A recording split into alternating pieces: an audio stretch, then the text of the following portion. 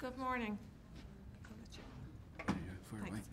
Good morning, and thank you very much to Fidelma and everyone here for the invitation today.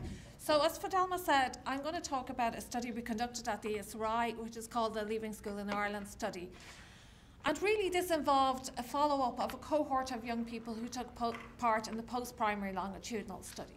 So in this study, we followed a group of around 900 students in 12 case study schools, selected to capture different dimensions of school experience, like ability grouping, approach to subject choice, and approach to student support. And we followed those students right the way from the beginning of first year through to the end of the leaving certificate. We also followed the group who dropped out of school. And we surveyed those students, but we also talked to them in groups to get their experiences and their perceptions of what works in education. We then followed that group of young people 3 to 4 years after leaving school to look at what they were doing and how they reflected on these experiences. And we supplemented this survey with in-depth interviews with those young people to find out more about their experiences. So I want to just talk a little bit about what lessons can we learn. We're here to talk about educational reform. What are the implications for policy and future directions of some of the evidence that's emerging? So I want to focus on two aspects. I want to kind of look at the extent to which schools matter for longer term outcomes in terms of the role of educational success at an early stage, the impact of school climate and school social mix, and the whole issue of guidance and decision making. But as Deputy Quinn has talked about the kind of mismatch or the disjuncture between different levels of the system, I also want to provide new evidence on the mismatch between teaching and learning at second level and what students experience on the transition to further and higher education. So, first of all, I want to show you just in a chart, I'm not sure how well you can see this, what the young people that we spoke to, what the young people in this group did when they left school.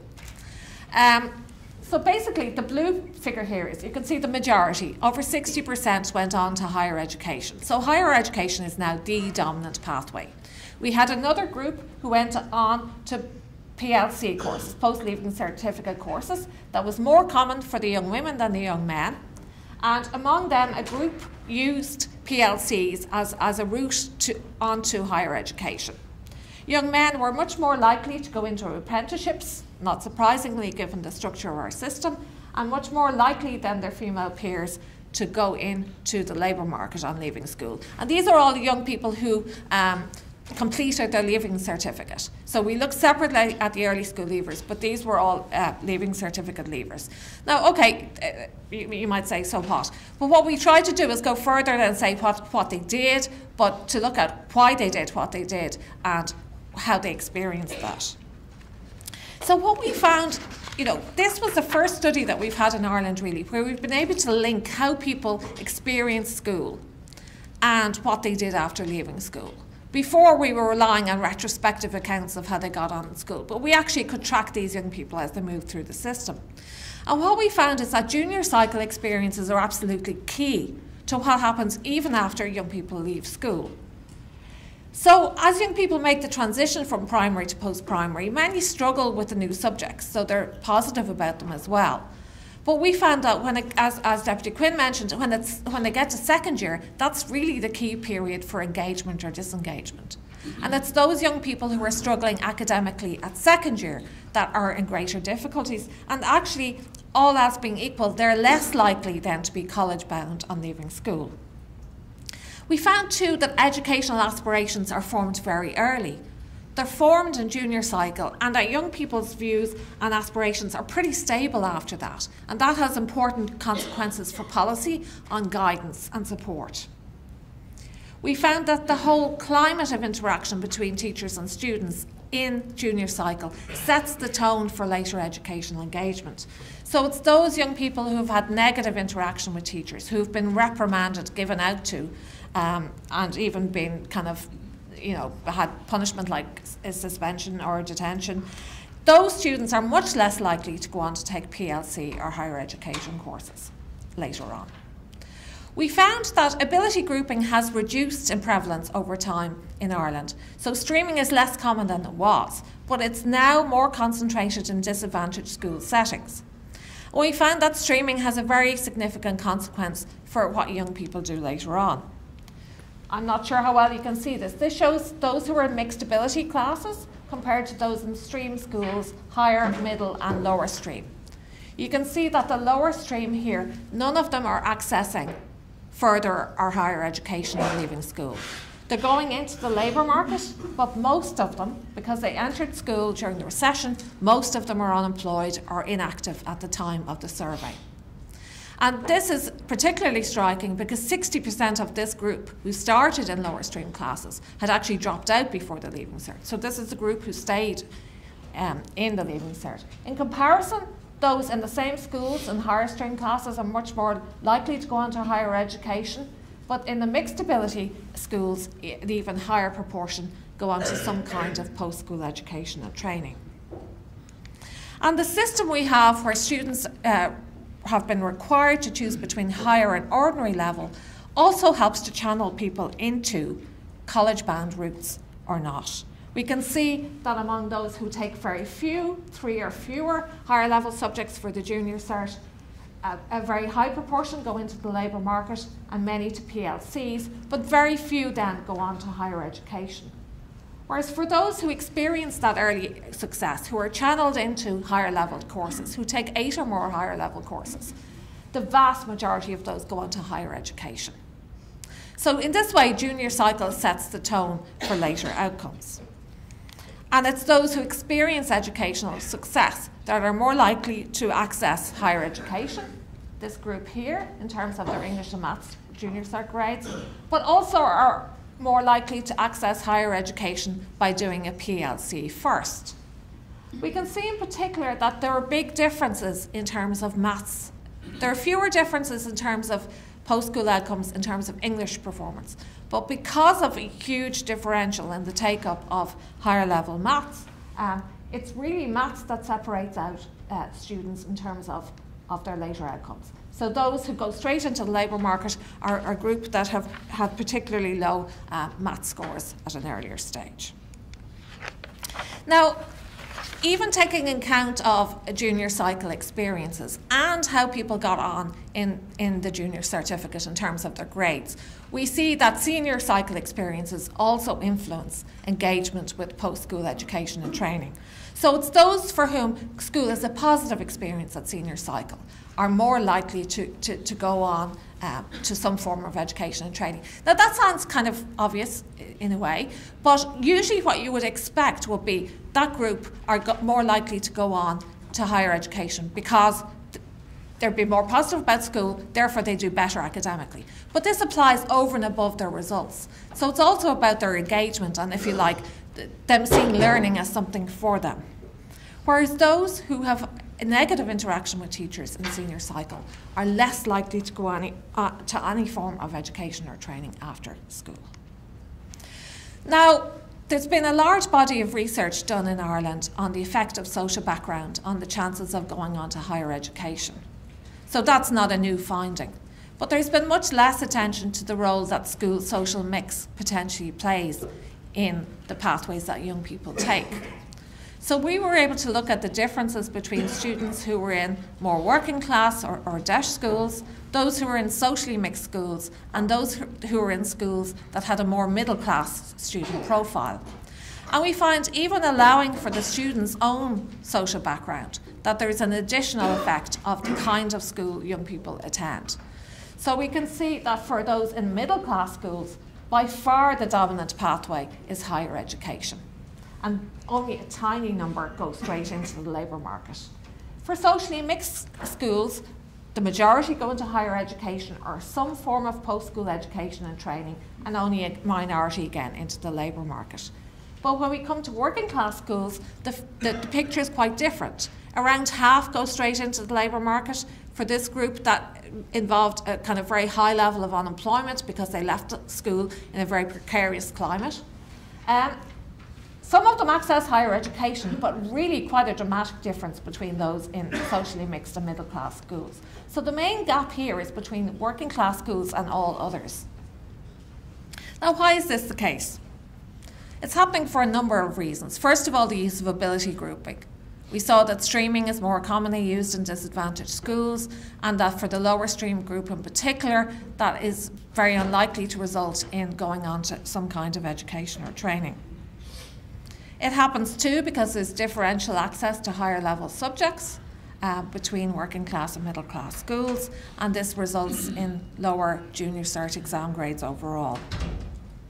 Our research also found differences in the nature of relations with teachers, between teachers and students, and that in some working class schools, in particular for working class boys, they often got caught up in a cycle of negative interaction with teachers, acting out in response, and then that negative cycle perpetuating, resulting in early school leaving for some, and for those who stayed on, often then resulting in lower performance and therefore lower chances of accessing post-school education. But there's also kind of, if you like, the expectational climate of the school. In the middle class schools we looked at, it was taken for granted that young people would go on to higher education. It wasn't a question of whether they would, it was which college and which course. Whereas that was not the case for their peers in working class schools, where expectations sometimes in the school and sometimes in the broader neighbourhood were much lower for those young people. We also were able to look at guidance on decision making and how young people make the decision about what they will do after they leave college. Now, I want to preface this by saying these young people went through school at a time before the removal of ex-quota provision for guidance counsellors. So interpret the results that I'm going to show you in that light, and I'll talk a little bit at the end about the implications of that. So as I mentioned earlier, aspirations to higher education emerge early as junior cycle. So this has very strong implications for guidance provision. In what then seemed like scarce resources for guidance, that meant that provision was often focused on, formal provision at least, was often focused on senior cycle, especially 6th years and CAO preparation. But in fact, many young people have made the decision, or at least the underlying orientation about whether they will go on to college much earlier on. So there isn't the same space, if you like, to challenge those who maybe have lower expectations. We find that parents play a really important role in supporting young people's choices and decisions as they move through the system. And it's certainly not an issue that working class parents are less engaged, but it is the issue that they have less insider knowledge. They haven't themselves gone on to college. They don't know how to navigate the system in the same way as middle class students whose parents and siblings have gone to college do. And we found that guidance counsellors become more important for young people at the later stages of education, and they're particularly important for disadvantaged young people and those in disadvantaged schools. I'll just show you that pattern now. We asked young people, this is after they left school, we also asked why they were at school, and the pictures are pretty similar, so I won't show you both. We said, what was the most helpful source of advice you got in your final year at school about what you would do after school? So, it's the Irish mammy is the top of the pile. Well, there's no real difference. It's mothers and guidance counsellors. Go figure. Fathers are much less likely in the picture. I'm sorry for the men in the audience. Other teachers are important for some students, especially for those who took Leaving Cert Applied, where it was obviously the LCA coordinator. And some young people, especially more middle-class young people, were more likely to know someone who had studied that course or was working in that area. So they had networks that they could use to help them make decisions. Friends are much less important, and siblings as well. But what happens when you look at what kinds of students rely on what kinds of advice? We see a very stark difference across the social mix of the school. So in middle class, among middle class young people in middle class schools, they were much more reliant on their mothers than on the formal guidance counsellor. But that pattern is reversed when we get to working class schools. So young people from more disadvantaged backgrounds, because their families don't have insider knowledge of the system, they're much more strongly reliant on formal guidance provision within the school. And I mean, that has implications then in terms of the subsequent policy decisions around the provision of guidance.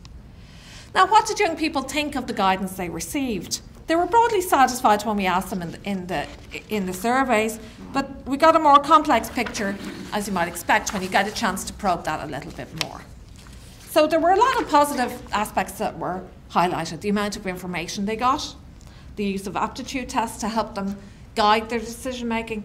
A key factor was access to one-to-one sessions with the guidance counsellor. That was seen as absolutely key. Siobhan, and these are all pseudonyms, and as are the school names, she said we could go one-to-one and she'd go through the information with us, what would be suited to us to do in college and how we get into it. And the personal qualities of the guidance counsellor were seen as key, whether the person was warm, helpful, proactive. Brian said the guidance counsellor was probably one of the best people you could ever have. He told us all the information. All he had to do was go to him and say something to you, and he helped you. And from the higher education and FE perspective, it's also interesting to note students were very positive about the role of open days. They felt you get a feel by talking to students about what they were studying, what the course was about, and that was for some that was the best way they found out about stuff. But there were more critical views emerging as well, in particular around the lack of time, and again this was the pre-policy change period, and especially around the lack of time for one-to-one sessions, which, as we've seen, young people valued.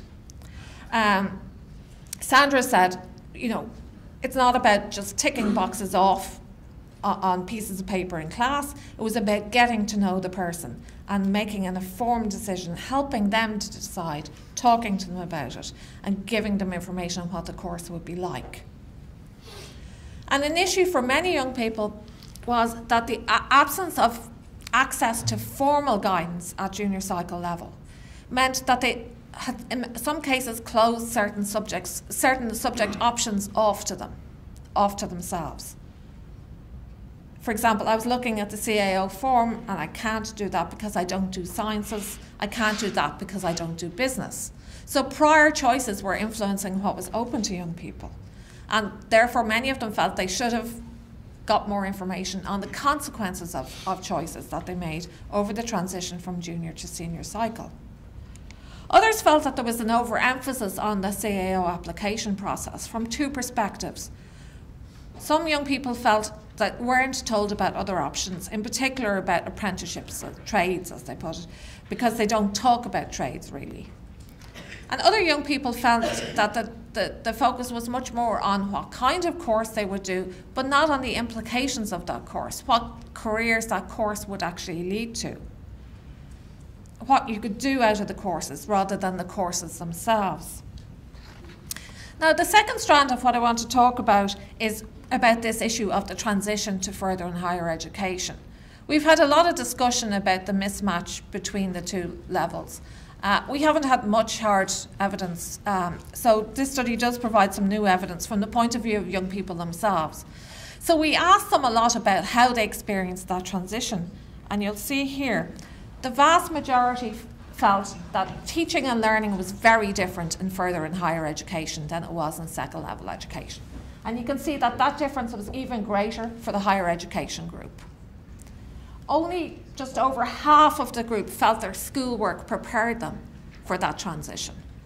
And again, the mismatch is greater for the higher education group than for those who moved into the post-leaving cert courses. And a striking feature of their current courses was the emphasis. There was an emphasis on tests and exams, but there was a strong emphasis on project work.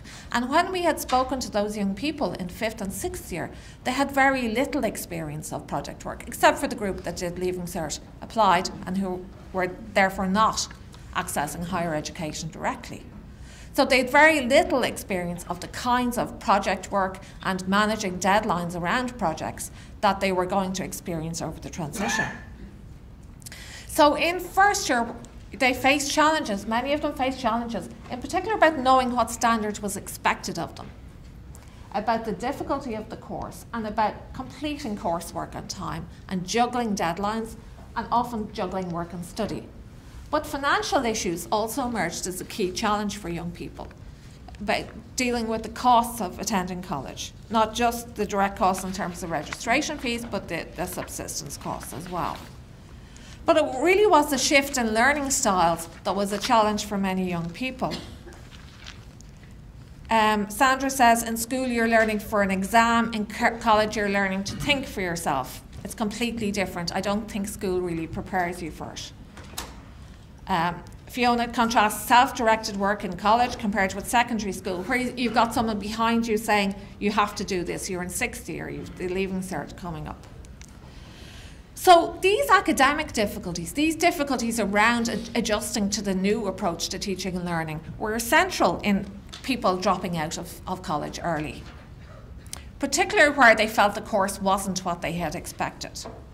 And some groups experienced greater academic difficulties than others. Science and engineering students seem to report greater difficulties than those in arts and social science and business.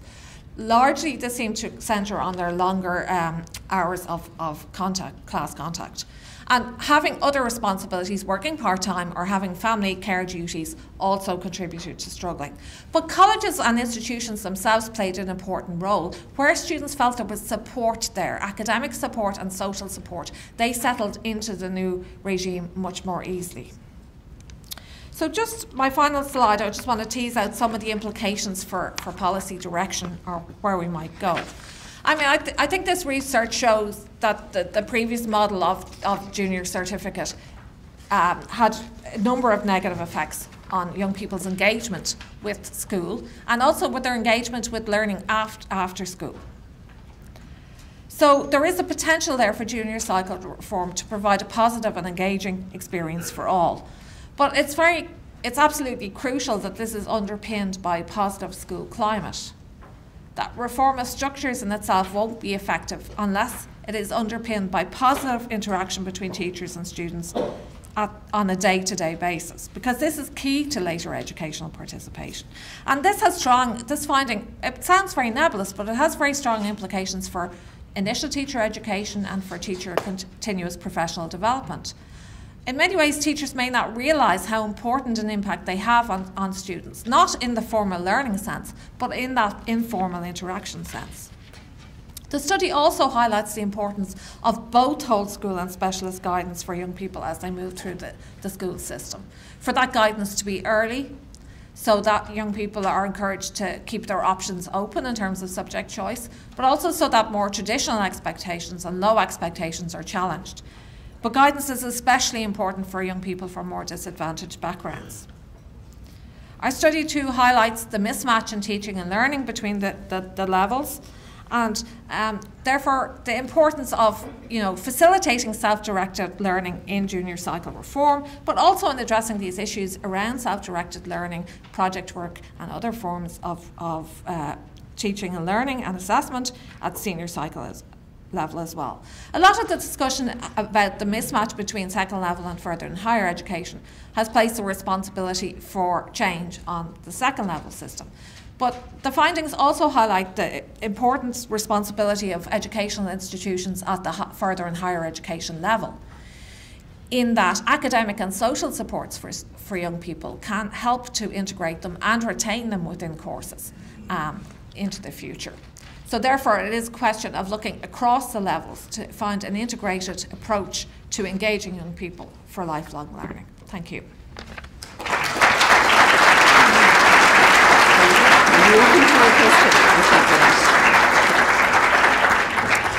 Ladies and gentlemen, I'm conscious that we're challenged for time, but I have built in a little 10-minute window there later. So time is precious, so if you bear with me, I had promised to open this session for a question. So if anybody has one question, because Professor John Coonahan will be coming with the next education session, and there'll be an opportunity then to really discuss some of this.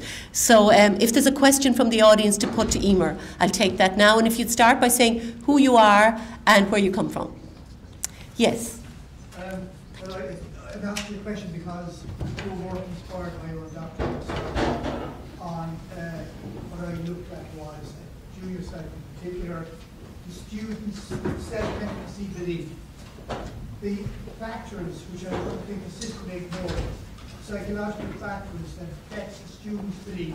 They can speak a language, they can solve a maths problem, they can do a painting, but that whole area of student self-efficacy belief, I'm not talking at all about self-confidence, which is much broader, and in fact counterproductive sometimes. But I think you probably, yourself, what you said, would see that whole question of students' belief in themselves, and you just say that central, absolutely central to that, is what I would call class atmosphere and the broader world of school climate. And in my particular research, we interviewed 700 female political students. The teacher, the relationship, the teacher is a central factor. Presume your research is that. It does. This research and also more recent work we've been doing with Growing Up in Ireland, you find an overall dip in academic self-image over the transition from primary to post-primary. But it's much bigger for some groups than others. It's much bigger for girls, it's bigger for working class students, it's bigger for students with special educational needs. But the real protective factor or the inhibiting factor in, in keeping more positive self-image, about keeping young people confident as learners, is the interaction with teacher. So it's their prior relationship with their primary teacher, but it's also the relationships with secondary teachers. So it's those who've had positive feedback, positive reinforcement from teachers, are more confident in their abilities, even controlling for their actual abilities.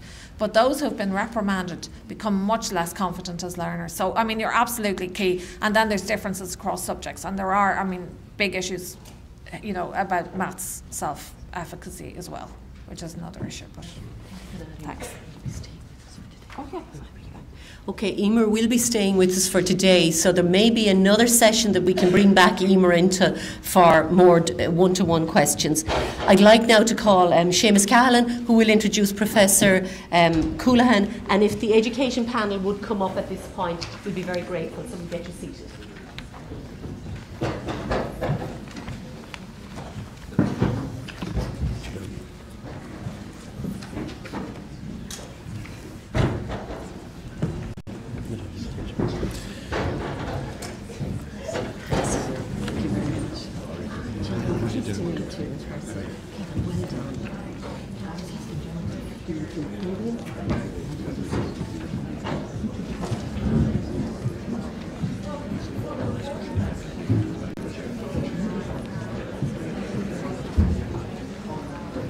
Okay, ladies and gentlemen, our panel discussion has been chaired by Professor John Coulihan, and I think if I was to have 10 careers in education, I wouldn't achieve as much as Professor John Coulihan has achieved. He's Professor Emerita in the National University of Ireland, Maynooth. He's lectured exclusively in Ireland and abroad. He's author of 3 books and has published over 120 articles in Irish and international journals. He was a founding member of the President of the Educational Studies Association of Ireland and was the editor of the Irish Educational Studies. At an international level, Professor Coulihan was leader of the OECD review teams on education in 10 countries and on 4 continents. He was Vice President of the EU Committee on Education, consultant to the World Bank and the Council of Europe, a member of the review body on education in Northern Ireland, and a co-founder and co-chairman of the Standing Conference on Teacher Education, North and South. Ladies and gentlemen, I give you Professor John Coulihan. Thank you.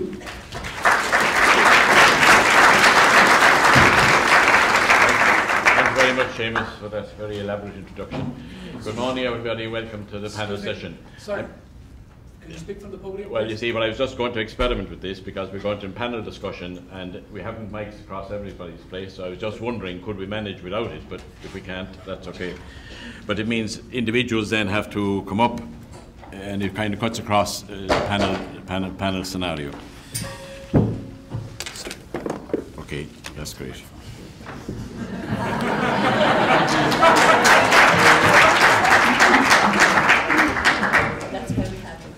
Good stuff. Well, that'll make life easier, I think, all around. We're living in a very exciting era in Irish education. As with all countries, there have been cutbacks due to recession. It's not unique to Ireland, cutbacks in education. But what's striking here, I think, is a tribute to all involved that morale remains high. And many of you out there in front of me are very much part of keeping that morale high. It's an era of much educational reform and educational change, and I won't go into that because we haven't the time. Some of it was touched earlier on, but it is a remarkable period over the last number of years of educational change and reform. But there are also a number of constants there, and Rory touched a bit on that earlier on. One is the high regard of the public for education and the great public appetite for engagement in education, which is very distinctive in Irish society and very deeply rooted. A second constant is the status and quality of the teaching force, and the recent changes there on the major developments in duration and quality of the courses as well is further signs for the future of development of that one.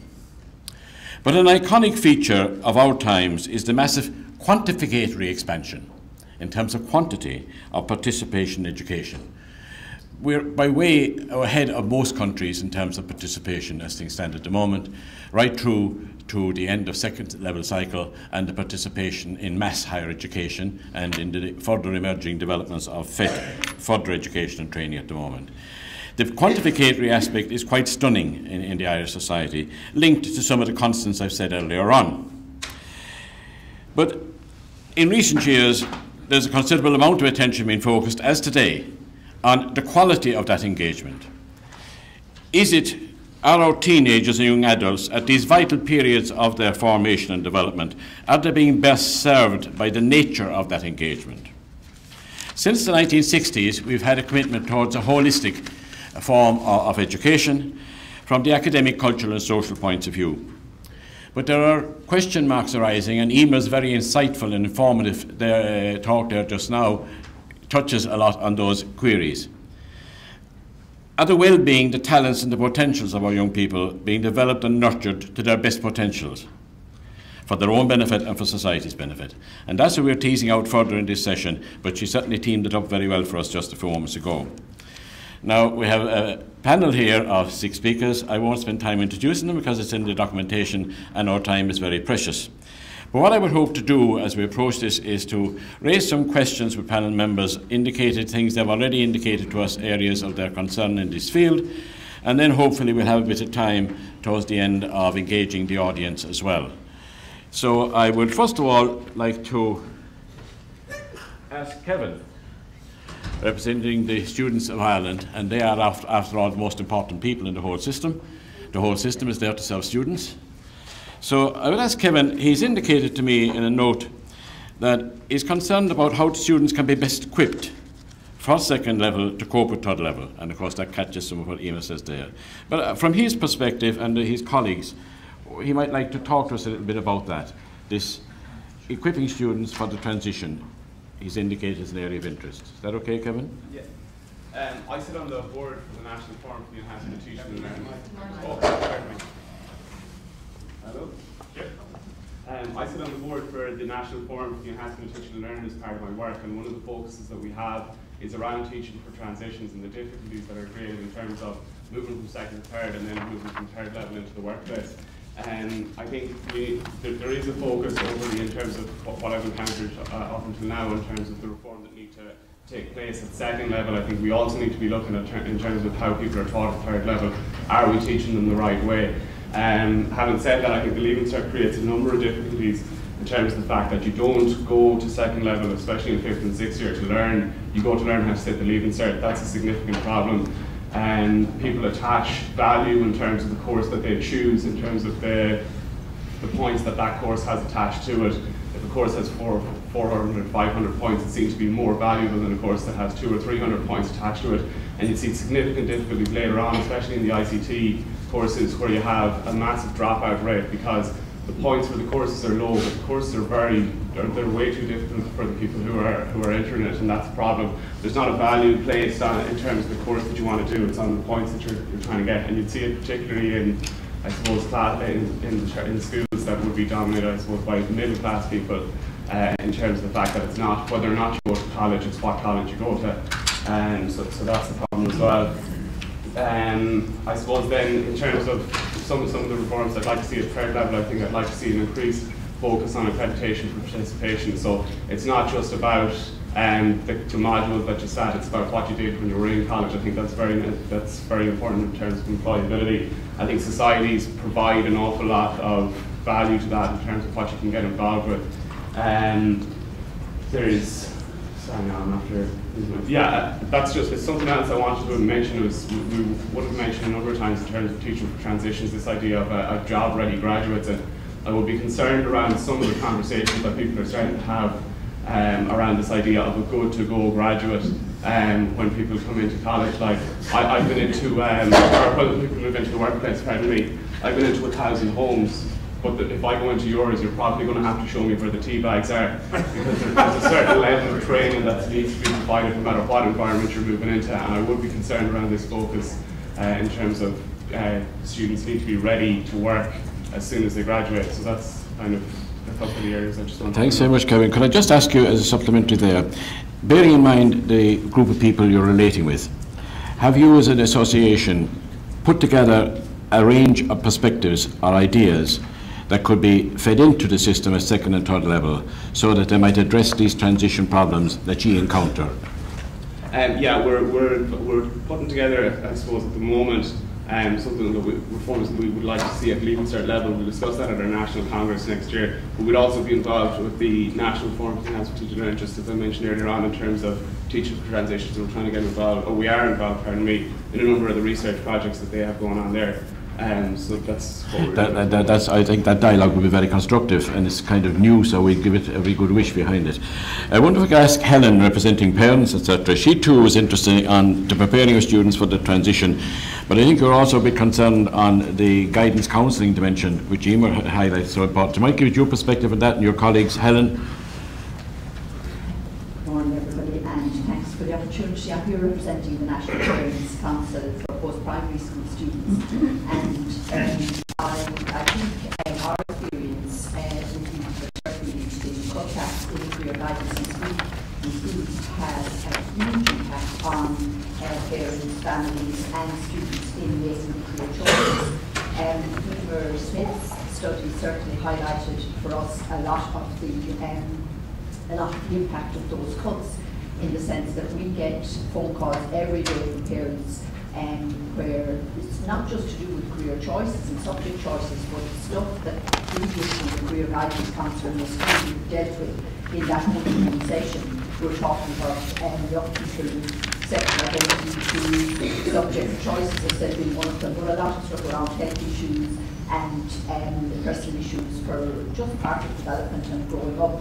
And that's coming into the National Parents Council as a result of those cutbacks. And I think schools particularly feel it, where you have principals and deputy principals taking up that pastoral care role in schools simply because there's nobody else to do it. They're doing that alongside their other work. But for the young people, and Kevin referred to talking about going into third level, unprepared, making poor choices, I can go back 120 years when my oldest son came here to NUIG, and at the time the career was biotechnology, which was the buzzword, and he got the point, so he went into biotechnology with no idea what biotechnology was about, and there was no career guidance at the time in school, and of course we're not going back 120 years, we're only going back about 20. But he subsequently, of course, he finished the course and he's gone into a totally different career. And we're getting that at all levels. And I think Emer's study again highlighted for us how it must actually start earlier. That it's actually too late at transition year and junior cycle. That if students are making choices going into 5th year after the junior cycle, and then they find that they have the wrong subject for whatever career they're opting for, it is too late. And certainly schools in disadvantaged areas are at a huge disadvantage, because you can have parents in a higher education not grouping who are able to maybe pay for career guidance or can get some advice, and parents themselves, I certainly felt ill-equipped, and I was a graduate of NUIG, that was back 120 years ago. When I thought I knew it all, of course, as a young mother, and I didn't have a clue, and was guiding my children, 5 of them, and all of them graduates. Not all of NUIG, but only 2 of them have actually followed the career path for which they graduated. And there I was thinking I knew the business.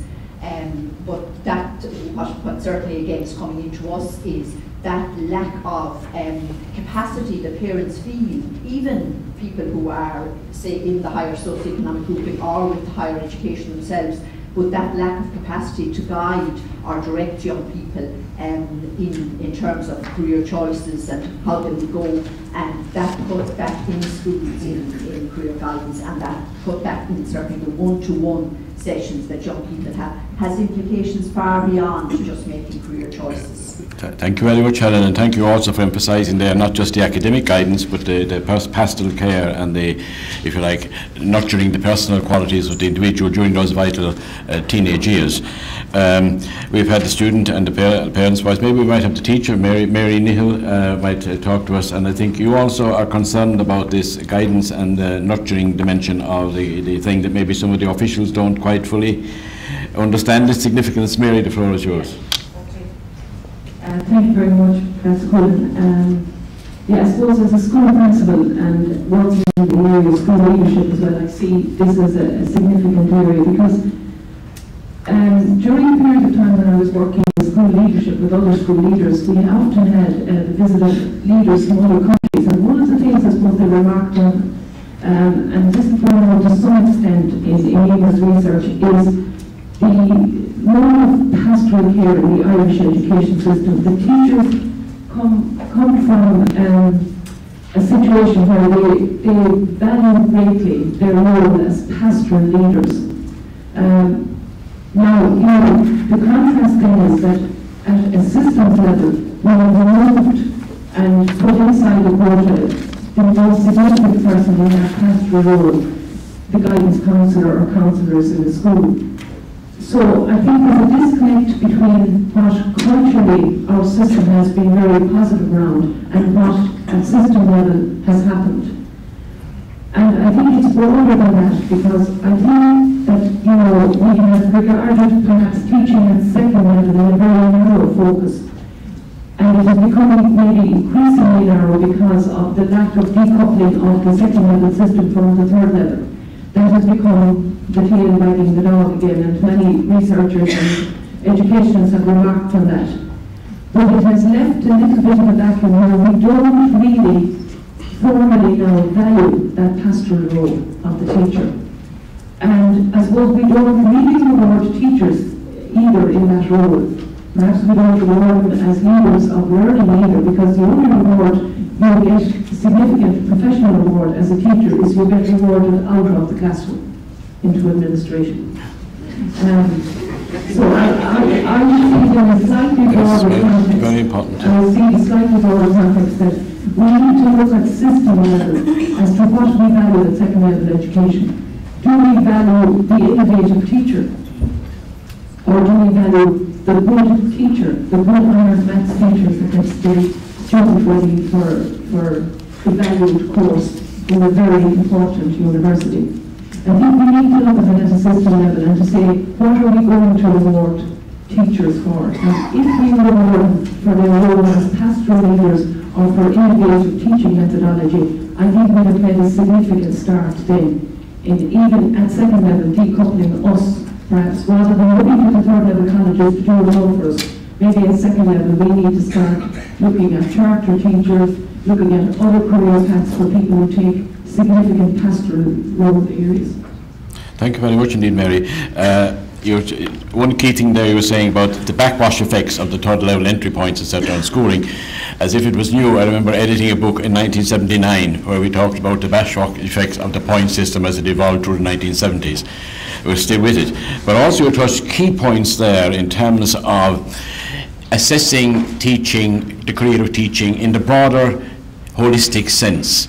And I think there's some, again, hope here, because the work of the Teaching Council at the moment and the role of CPD and the idea maybe of not just seeing the very skilled classroom teacher being promoted into administration, but rather gradings for the innovative classroom teachers, the specialists in classroom teaching and things. I think there'll be scope there, but it's very insightful and I think very timely, and thank you very much for that. We might move on now to John Hammond of the NCCA, who of course with his team in the NCCA have been focusing on the qualitative dimensions of trying to improve the learning processes of young people and maybe also modes of assessing young people in the schools, perhaps trying to break away from older molds there, to bring it more into keeping with new concepts of learning and children's enhancement through their engagement in those types of learning. The floor is yours, John, for a wee while. Thank you, John. Good morning, everybody.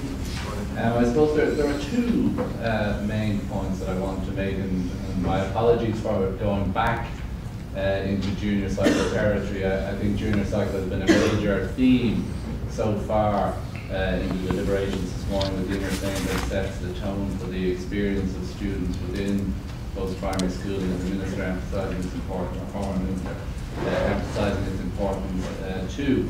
But I did want to dwell for a tiny bit on junior cycle change as an important point to raise in the context of overall reform. I think the importance of following through at senior cycle and beyond with the main features of the developments at junior cycle is one that we should bear in mind as a theme at the conference. So in this context, we've heard an awful lot in recent weeks about the changes to assessment at junior cycle, but we don't want to lose sight of the other really important features of junior cycle change as well.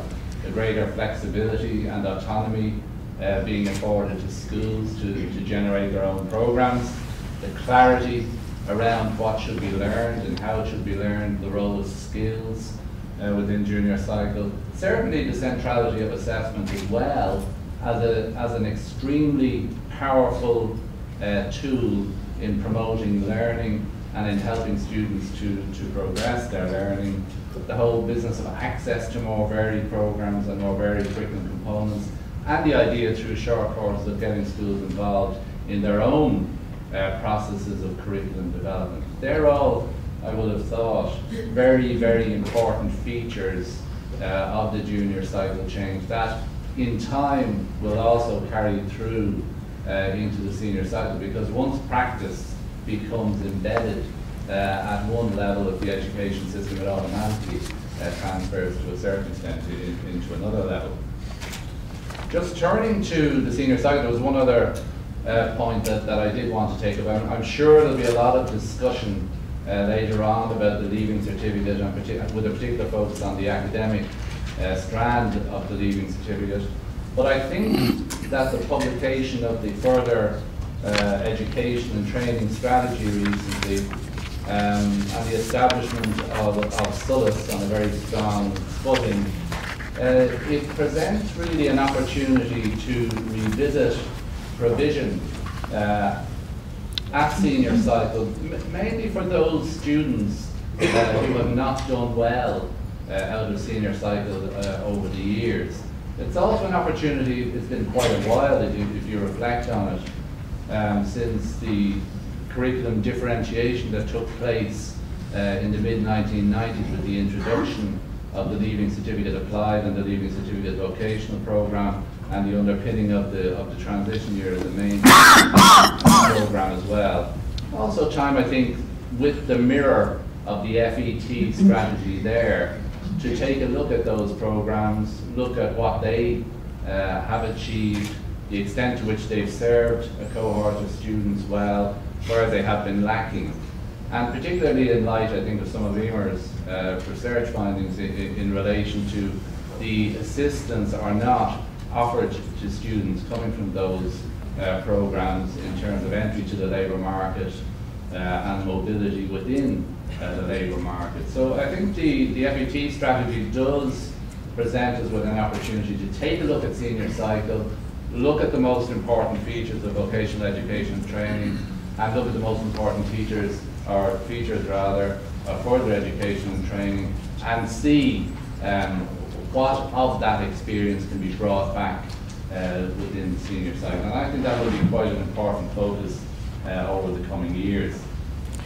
John, I might have to hold you there for the moment. Okay. But thank you very much for those two hugely important emphases. Your stress there on the reforms and the depth and the richness of the thinking about the junior cycle reform and its long-term impact part altogether of the assessment issues.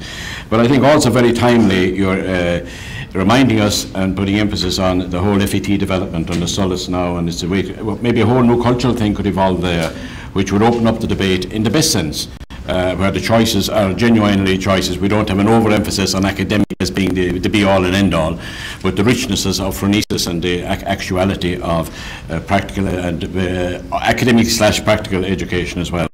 I think that those things ongoing again give us cause for hope. I'd now like to give the podium to Anya Hyland.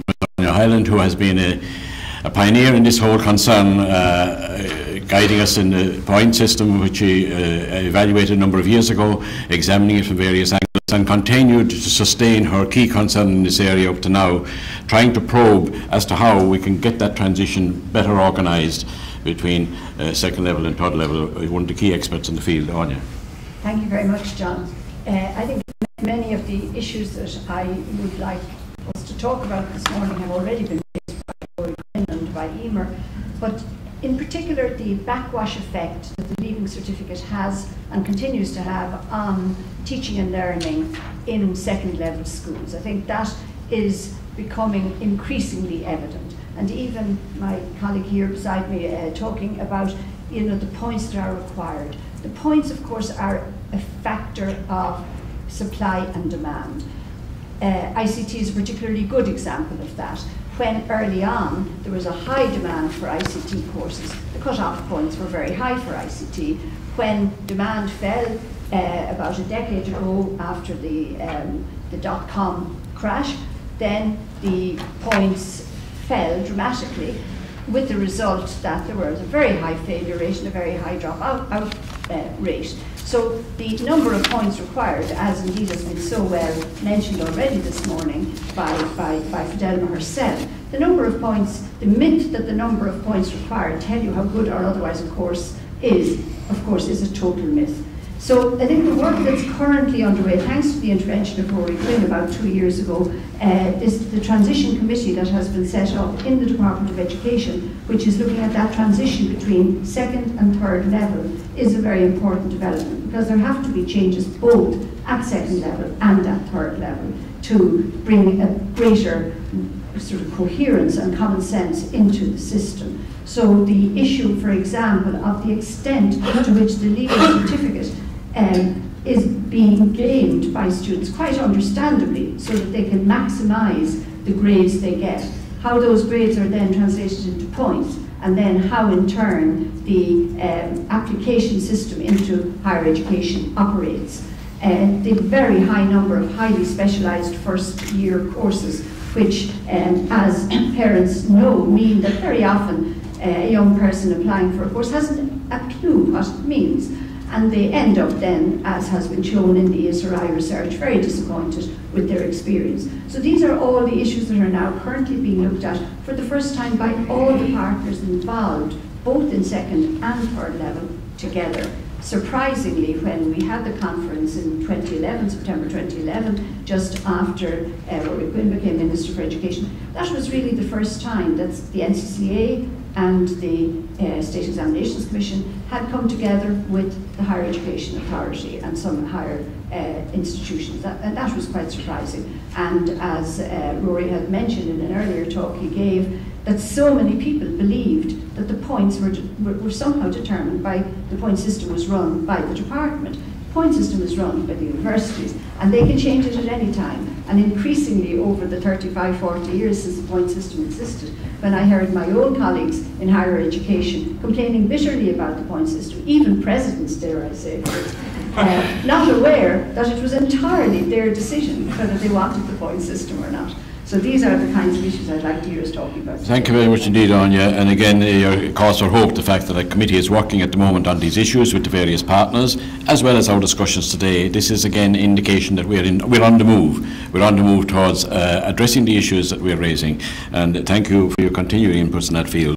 And our final panel member is President Philip Nolan from NUI Maynooth, who has been representing the universities and showing great personal commitment, as well as representing grouping in moving forward this particular thing. The Transition Committee giving a great deal of time and thought and feeding in the university perspective into the debate that Anya has touched on there. The floor is yours. Thanks very much, John. Do you mind, before getting into the transitions discussion, I'd like to make a broader point about I planned to make, but I also want to react to your opening comments there. Because for the last 6 or 7 years, my central concern in higher education has been maintaining and enhancing learning and research quality in a system that's growing very, very rapidly, and in doing that in the midst of a financial crisis. And it's caused me to reflect upon, what does make a good system? And what makes a good system is having excellent teachers and a vibrant teaching profession, investing in those teachers and valuing them, giving them very high levels of autonomy, and establishing mechanisms of positive and engaged accountability and incentives for positive performance. And if you have that context, then reform becomes a collaborative and regenerative process. It's a professional norm, it's a matter of professional pride to continually improve the system.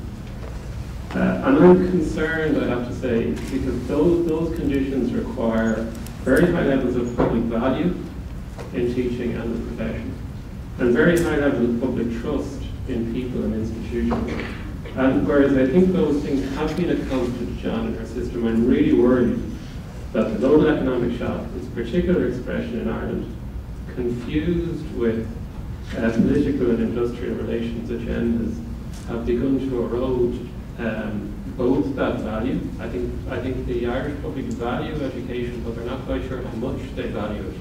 And I think they trust teachers, the evidence shows that, but I'm not sure they trust institutions and the organising systems that are necessary for an effective education system. And I'm saying that because I'm saying that largely as a way of dealing with my conscience problem, which is I'm concerned about how did we as leaders let that slip, and how do we regain it? Because if we're going to have effective reform of transitions, so I want to make 2 comments then on reform as I see it. We badly need reform of the transition from secondary to tertiary education. All of the evidence, including what we've seen today, shows it. And if I can just give one example, and it's not anybody's fault, if you think about it, if we had a perfect leaving certificate, students being highly motivated to do really well in it in order to get into a prestigious course at university, would be great, because they'd be motivated to do precisely what they want. The problem is this is the real world, and we have, by definition, no examination system is perfect, so we have an imperfect, it could be much improved, an imperfect senior cycle assessment, made an awful lot worse by the effect of the point system. So we all have to change. We're going to just give one example of how invidious this is. And it only occurred to me when I heard what Emer had to say today, and also what others have said.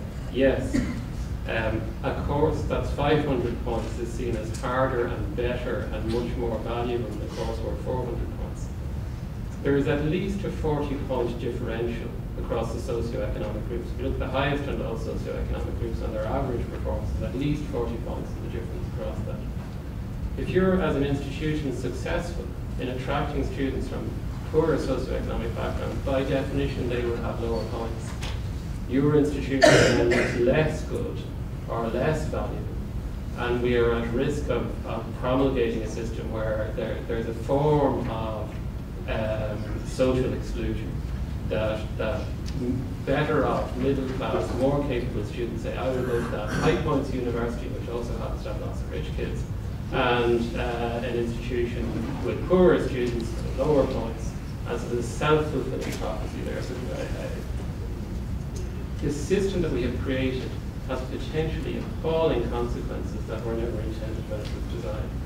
The second thing that I want to say is I think there's a huge scope for reform. I really take the point about work-ready graduates and the meaning of that. It is not the job of a publicly funded education system to do work that should be training done by employers. On the other hand, it is possible to progress all of the way through a degree in a higher education institution in this country without ever giving an oral presentation with feedback. I know it can be done, it's not common, but you can navigate your way through it without having to do that. So there is scope to ensure that the outcomes for graduates and the readiness for work, entrepreneurship, creativity and active citizenship is better than it is now. But I do completely take the point that doesn't mean that we're taking over the specific training role that individual employers need to do when they take on a new graduate. Thank you very much, Philip, for the range of very insightful and thoughtful, thought-provoking perspectives, and also certain warnings there on the horizon. Now, we've just had 29 minutes of very insightful comment from our 6 panellists, but I will steal a couple of minutes because Fidelma talked about some possibility of discussion from the floor. We're very, very consigned for time. I'm very conscious of that because, of course, these issues are hugely important and people have a lot to say about them. But nevertheless, before we come back to the panel formally, could I take maybe 2 or 3 questions from the floor? Comments? Yes, gentleman in the middle. Could I just raise a point in relation to the point system? And I, for the first time, it's been really clarified by all the inside of there that it's not the department, it's not anybody else but the universities. So at least I, for one, understand the ball is in court of 3rd level to decide on this. Whatever the department does, the teachers who've been brainwashed into seeing education as too focused on exams, as this rightly strike is showing at the moment, in my view. And basically, I would suggest that if we introduced, we've got to take, it's not really about taking the heat out of the system of points rather than replacing it. Why can't the 3rd level people, and obviously now it's a 3rd level issue like the Israelites, why can't they decide to what are the requirements for a student to enter a particular course such as engineering? For example, they might decide a C grade in honours maths would be different requirements for different courses, and of course to break from the market supply and demand system then, once the requirement is there, why not have then a random selection system, which is already happening, I believe, in actuarial studies and politics. There are so many people going and getting the maximum points. Can you imagine the great backwash effect that would have if they actually took that pressure off the secondary schools? And indeed, I was talking to a primary school principal just last week who said they are actually on guard against that back wave hitting them in what has been a very successful part of our education system, the primary sector. So basically the point system. Yeah, I take your point about the point system and we'll come back to it. Can I have 2 or 3 questions before we ask panelists to reply? Anybody else? Yes, the lady in the centre here.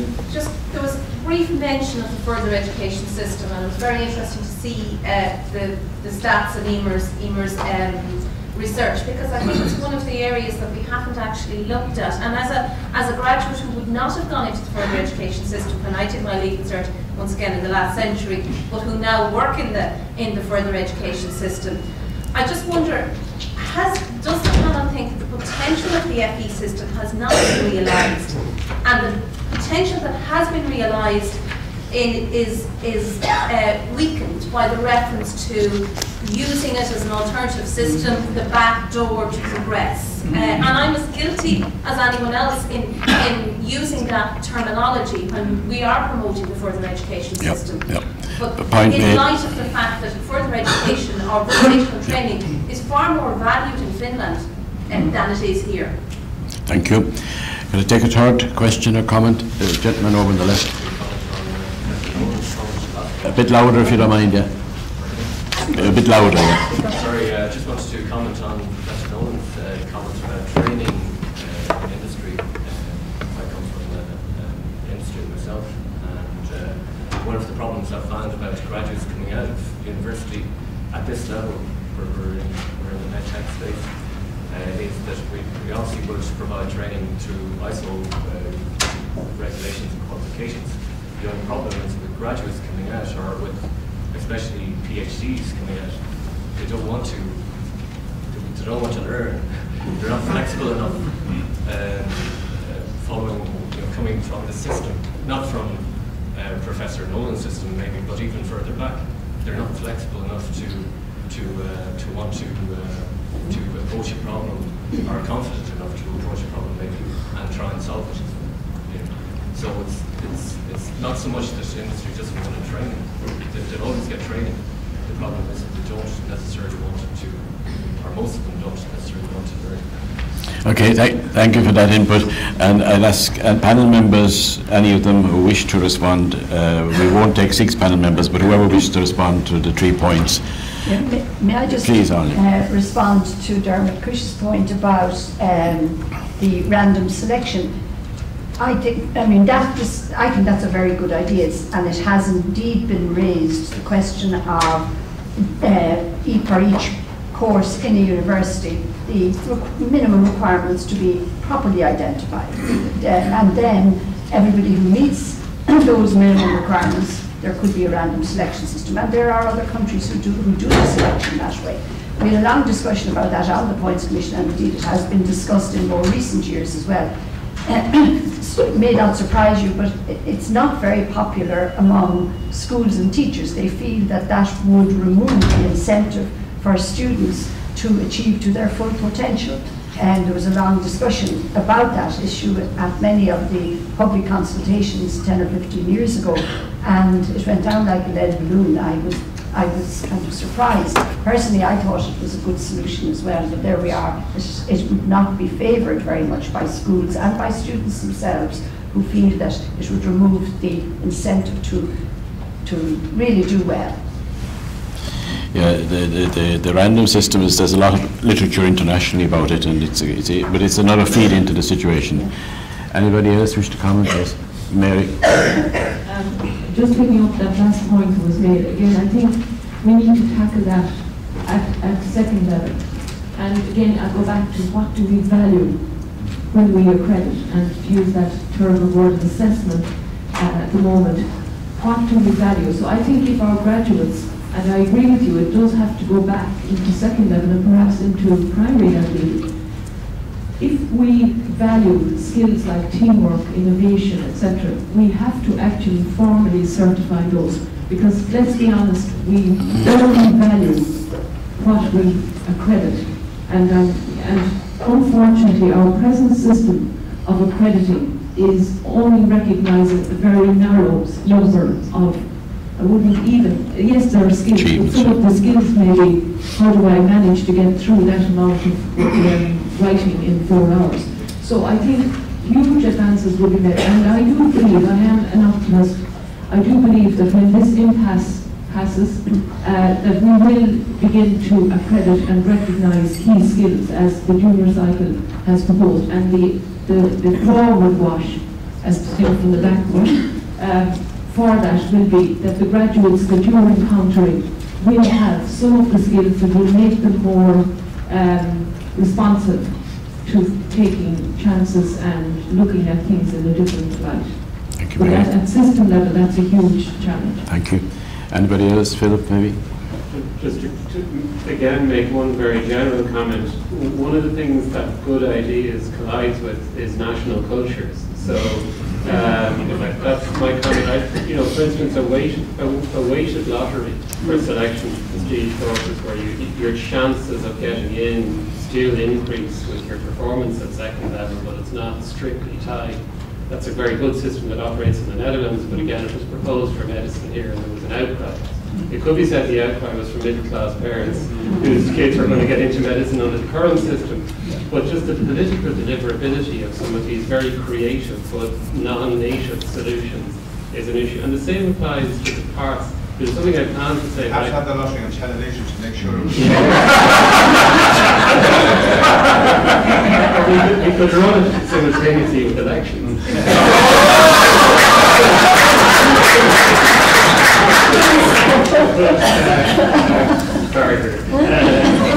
And the same applies to the role of different parts in our system. I did plan to talk a little bit about, we have a very diverse post-secondary system, and that's not diverse enough, actually. So it should be more diverse. It's a huge strength. We risk losing that diversity, actually, under some current pressure. So isn't it a wonderful life course to, for instance, do a PLC in business at 18 and decide you might want to do a master's in human resource management at 45, whereas our societal expectation now has become not only you go straight to college, but you go straight from college to your graduate degree. And again, there are positives and negatives to that. Like the very highly educated population we have, the consequences are positive, but we perhaps have overbaked that in terms of our societal expectations. And I completely take the point in terms of, whereas I say we won't do work-based training because that's somebody else's job. I think both second and third level really have to accept responsibility. I have to be honest, far too much university level assessment looks just like the Leaving Cert. The Emer Smyth shows it's not the same as parsing as it is. So one of my central concerns in curricular terms is what you're talking about are fundamental intellectual and personal skills. And whereas we do very well in teaching people chemistry or history, we don't do as well as we would like to in terms of having them work together on problems and think critically and be flexible. So I would completely accept that charge and our responsibility to do something about it. Thank you very much, Philip. I've been getting signals from the side that the clock is ticking on. So it's a great genuine regret that I pull this to a halt because it's been extremely rich. I think what has struck me about it is the range of rich perspectives that are offered there and the understandings of the holistic education system we operate, but also a certain confidence that it isn't as if we're starting from a way back. We're part of a change process now, and there are signs there that we are addressing these issues and that the various partners around the table are addressing the issues, and there's greater understanding of moving forward and hopefully also getting the general culture supportive of the changes. So it's a heavy day's work, so we better round off this session. I would like on your behalf to thank all the panel members and certain apologies for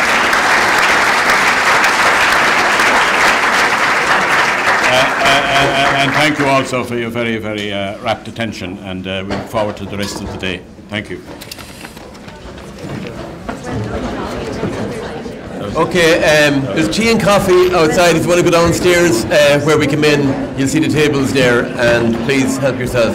And we'll see you in a little while. 20 minutes, please.